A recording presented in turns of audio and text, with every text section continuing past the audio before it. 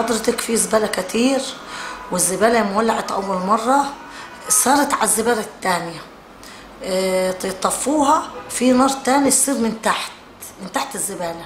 حتى ده المباحث خدته دخلت جوه وخد اسمي ودخلته جوه ووريته وقال كم متر، قلت له 5 تطلع لها 350 متر.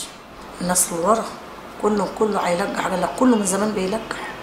الزبالة دي عالية قوي، ما كانش يجي الحي يقلب الزبالة وياخدها الولعة تولع تاني.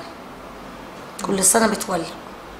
رئيس الحي كان هنا او شافها وعملوا معها محاضر، كتبوا محاضر، ولسه ما نشوفوا هيعملوا ايه.